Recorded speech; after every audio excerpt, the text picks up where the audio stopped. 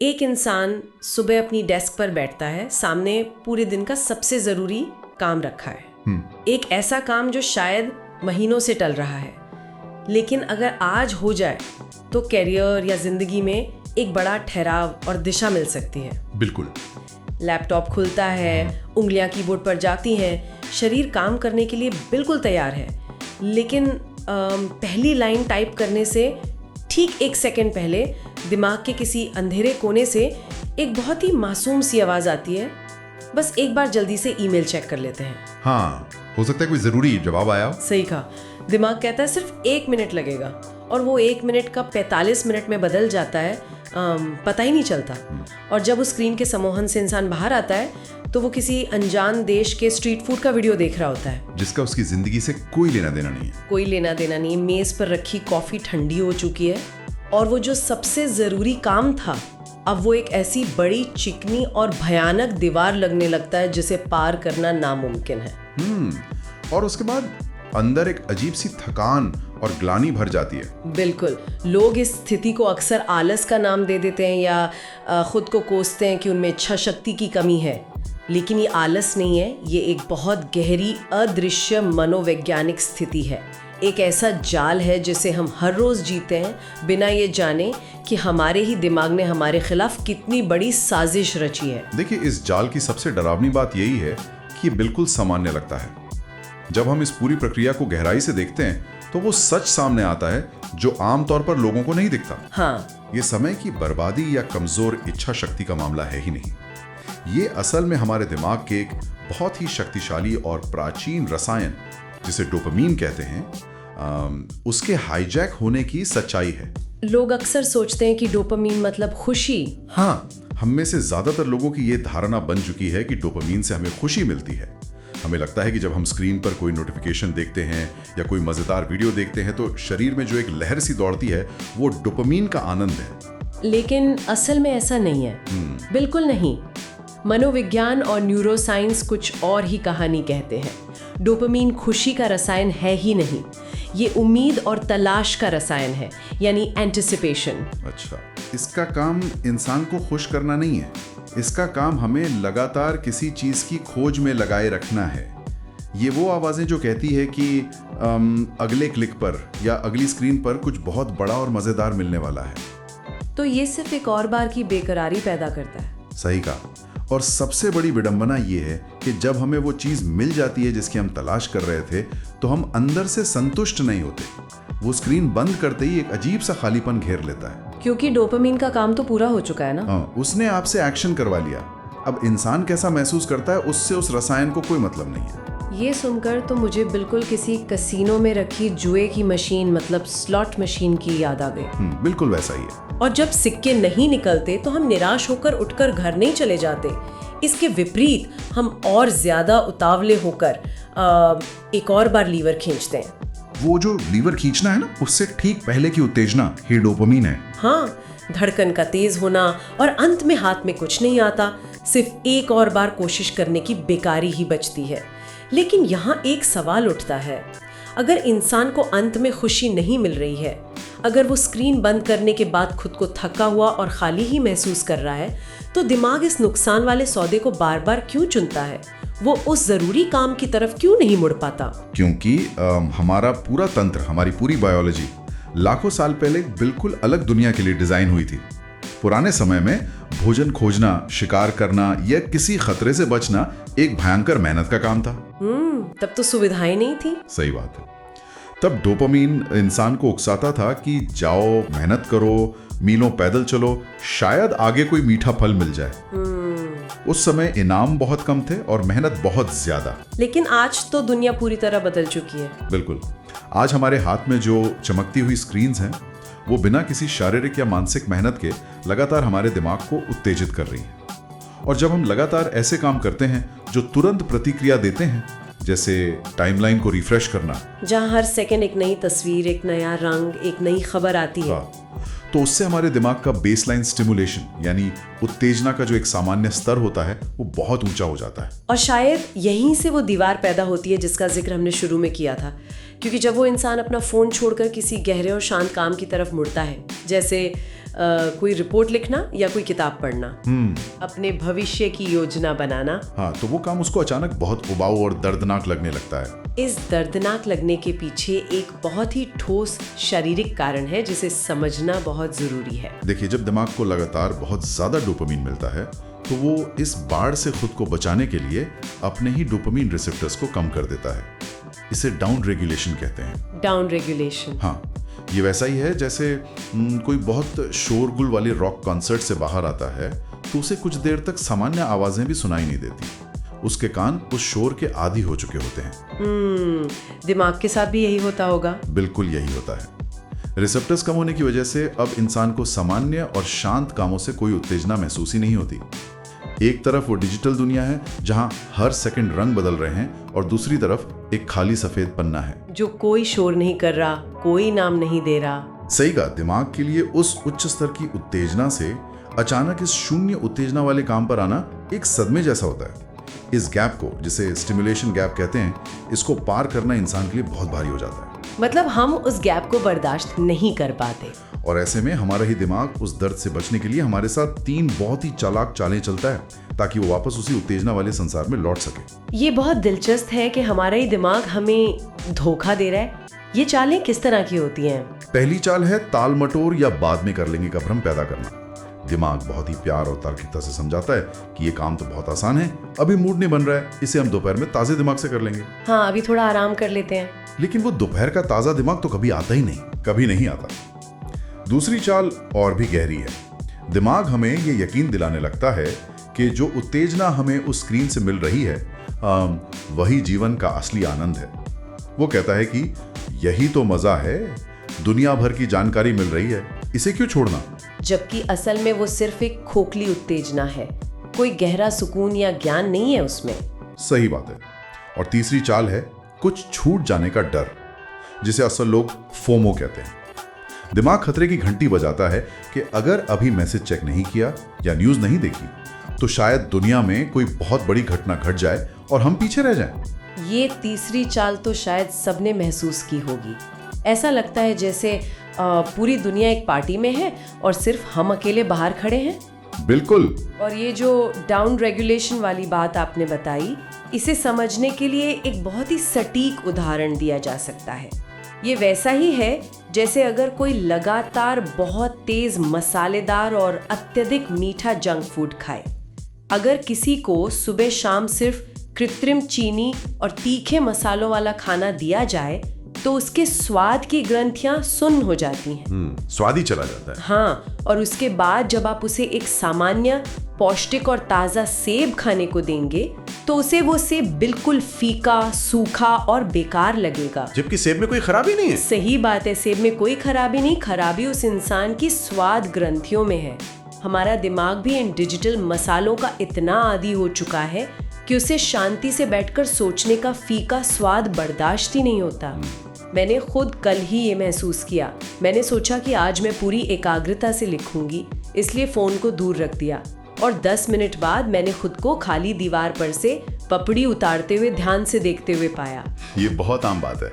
मतलब मेरे दिमाग को वो काम करने से ज्यादा मजा उस दीवार को घूरने में आ रहा था। वो सच में उस काम से बचने के लिए किसी भी हद तक जाने को तैयार था। ये जो आपने दीवार को घूरने का अनुभव बताया ना, ये बिल्कुल सटीक उदाहरण है कि कैसे दिमाग उस स्टिमुलेशन गैप से घबराकर किसी भी तरह की आसान उत्तेजना ढूंढने लगता है। यहाँ हमें 2 तरह के सिस्टम्स को समझना होगा।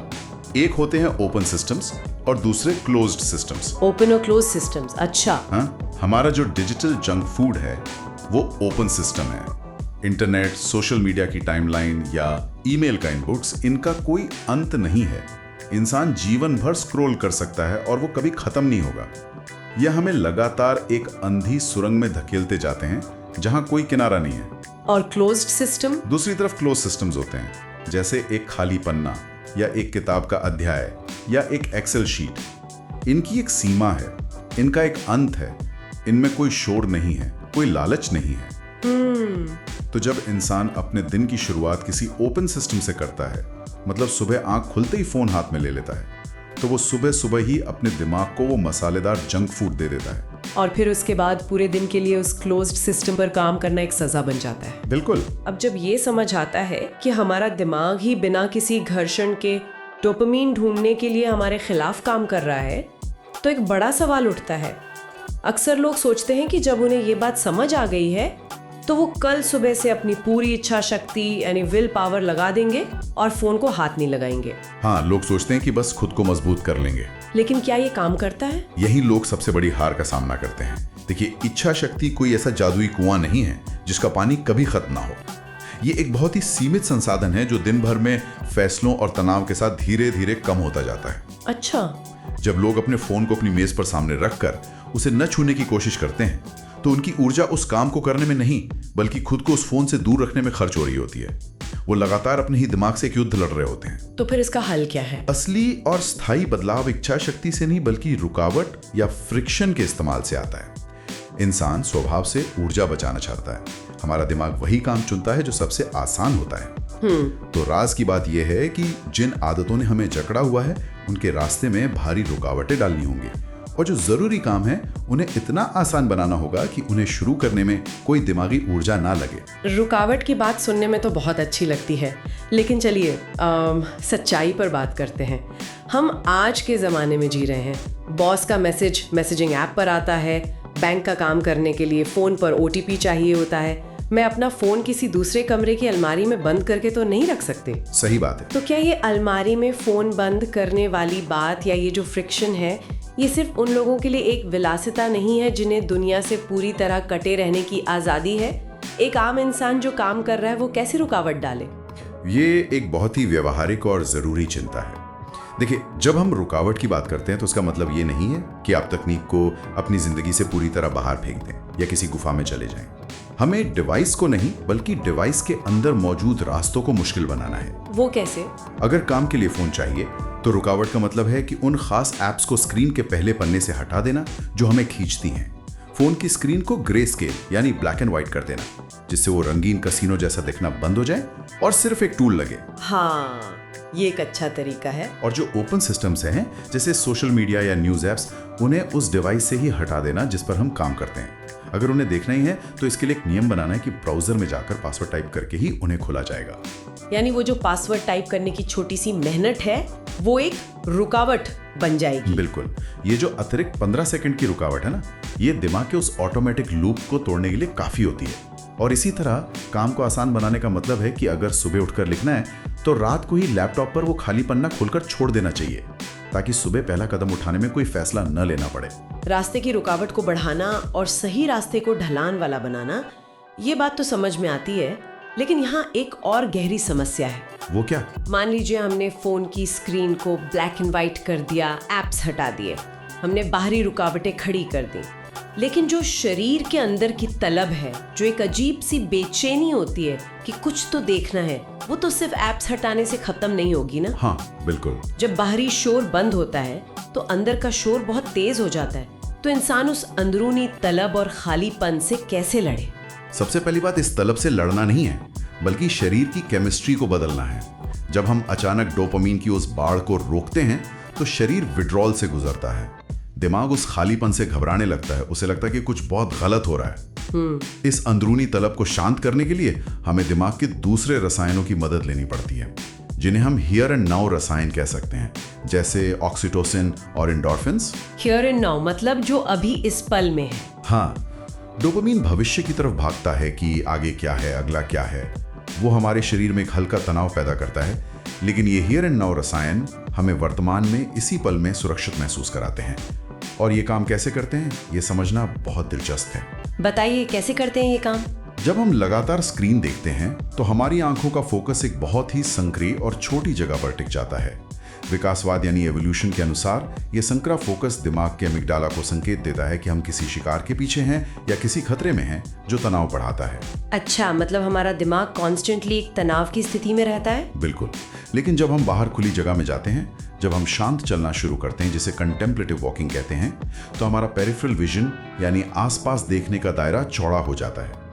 जब हमारी आंखें दूर तक देखती हैं और एक चौड़े दायरे में देखती हैं, तो ये सीधा हमारे नर्वस सिस्टम को संकेत देता है कि हम सुरक्षित हैं कोई खतरा नहीं है, शिकार खत्म हो गया है। इससे हमारी धड़कन धीमी होती है और ये शांत करने वाले रसायन शरीर में फैलने लगते हैं। लेकिन आजकल तो जब लोग टहलने भी जाते हैं तो उनके कानों में ईयरफोन होते हैं, वो कोई तेज संगीत सुन रहे होते हैं। उनका शरीर तो चल रहा होता है लेकिन उनका दिमाग अभी भी किसी और दुनिया की जानकारी को प्रोसेस कर रहा होता है। यही तो समस्या है। शांत चलने का मतलब है बिना किसी उपकरण के, बिना किसी उद्देश्य के चलना, सिर्फ हवा को महसूस करना, पेड़ों को देखना और वर्तमान में रहना। इसके अलावा एक और सबसे बड़ी कला जिसे हमने खो दिया है वो है बिना कुछ किए बोर होने की कला। आज इंसान बोर होने से इतना खौफ खाता है कि वो बस स्टॉप पर 2 मिनट इंतजार करते हुए भी खुद के साथ अकेला नहीं रहना चाहता। तुरंत हाथ जेब में जाता है और फोन निकल आता है। बिल्कुल। लेकिन बोरियत असल में कोई बुरी चीज नहीं है। ये हमारे दिमाग के आराम करने का, उसे रीसेट होने का सबसे प्राकृतिक तरीका है। जब हम उस बोरियत को स्वीकार कर लेते हैं, जब हम उस शुरुआती बेचैनी और तलब के बीच चुपचाप बैठना सीख लेते हैं, तो दिमाग धीरे धीरे अपनी उत्तेजना के स्तर को नीचे लाने लगता है। मतलब उसके रिसेप्टर्स वापस अपनी जगह पर आने लगते हैं। हाँ, और वो शांत होने लगता है। जब ये समझ आता है कि हमारा दिमाग ही बिना किसी घर्षण के डोपामिन ढूंढने के लिए हमारे खिलाफ काम कर रहा है और हम लगातार उस बेचैनी से भाग रहे हैं, तो एक बहुत बड़ा सवाल उठता है, स्क्रीन के दूसरी तरफ बैठकर इस जैविक कमजोरी का फायदा कौन उठा रहा है? क्योंकि एक बात तो तय है, इस पूरे खेल में फायदा हमारा तो बिल्कुल नहीं हो रहा है। देखिए, जब हम इसे एक बड़ी आर्थिक और सामाजिक दृष्टि से देखते हैं तो सच्चाई सच में रोंगटे खड़े करने वाली है। आज की दुनिया की जो अर्थव्यवस्था है उसमें हमारा ध्यान या फोकस दुनिया की सबसे कीमती संपत्ति बन चुका है। सोने, तेल या जमीन से भी ज्यादा कीमती। सही कहा। दुनिया के सबसे चतुर लोग, बड़ी बड़ी कंपनियां और उनके पीछे काम करने वाले एल्गोरिदम हर दिन अरबों रुपए सिर्फ इसीलिए खर्च कर रहे हैं ताकि वो हमारे ध्यान को किसी भी तरह हाईजैक कर सकें। उनका पूरा व्यापार मॉडल इसी बात पर टिका है कि इंसान अपनी जिंदगी के कितने घंटे उनकी स्क्रीन पर बिताता है। वो हमारी उसी डोपामिन बायोलॉजी, उस स्टिमुलेशन गैप और हमारी उस बेचैनी का बेरहमी से इस्तेमाल करते हैं जिसके बारे में हमने बात की। वो जानते हैं कि हमारे दिमाग को कैसे लालचाना है। और ये कितनी बड़ी विडंबना है कि हम अपने बैंक अकाउंट को कई पासवर्ड्स, फिंगरप्रिंट और 2 फैक्टर ऑथेंटिकेशन से बचाकर रखते हैं ताकि कोई हमारे पैसे ना चुरा सके। हम अपने घर के दरवाजों पर 2-2 ताले लगाते हैं। बिल्कुल, हम पूरी सुरक्षा करते हैं। लेकिन अपनी सबसे कीमती संपत्ति, अपने ध्यान और अपने समय को बिना किसी सुरक्षा के किसी भी एल्गोरिदम को मुफ्त में चुराने के लिए छोड़ देते हैं। हम ये भी नहीं सोचते कि जब हमारा ध्यान लुट रहा है तो असल में हमारी जिंदगी के वो पल लुट रहे हैं जो कभी लौट कर नहीं आएंगे, और इसका सबसे भयानक असर हमारे भविष्य की योजनाओं पर पड़ रहा है। सही बात है, क्योंकि जीवन में असली सफलता, गहराई और अर्थ हमेशा लंबी सोच यानी लॉन्ग टर्म थिंकिंग से आता है। चाहे वो किसी रिश्ते को निभाना हो, कोई गहरा हुनर सीखना हो या एक मजबूत आर्थिक बुनियाद बनानी हो। इन सब में सालों का धैर्य और एकाग्रता लगती है। हाँ, ये काम एक खाली पन्ने की तरह होते हैं जो तुरंत कोई इनाम नहीं देते। लेकिन ये ओपन सिस्टम इंसान को तुरंत मिलने वाले इनाम का ऐसा आदी बना रहे हैं कि उसके अंदर का धैर्य पूरी तरह खत्म होता जा रहा है। छोटी छोटी जीत में ही उलझ गए हैं। जब दिमाग को हर कुछ सेकंड में एक नया इनाम मिलने की आदत पड़ जाती है तो वो उन कामों से कतराने लगता है जिनका परिणाम महीनों या सालों बाद मिलेगा। इंसान ये भूलता जा रहा है कि एक मजबूत नींव रातों रात नहीं बनती। हमारी सोचने की क्षमता सिमट रही है। हम भविष्य नहीं देख पा रहे हैं, बस अगला पल, अगला वीडियो, अगला नोटिफिकेशन देख रहे हैं। बिल्कुल। और जो इंसान अपना ध्यान नहीं रोक सकता वो अपने भविष्य का निर्माण कैसे करेगा? हम बाहरी दुनिया के इस शोर शराबे में जितना डूबते जाते हैं, अपने असली मकसद से उतना ही दूर होते जाते हैं। असली ताकत उस शांति को अपनाने में है जहां एक उबाऊ सा काम भी हमारी कहानी बदलने की शुरुआत बन जाता है। अपना ध्यान बचाना सबसे जरूरी है, क्योंकि जो हमारे ध्यान को नियंत्रित करता है असल में वही हमारे जीवन को नियंत्रित करता है।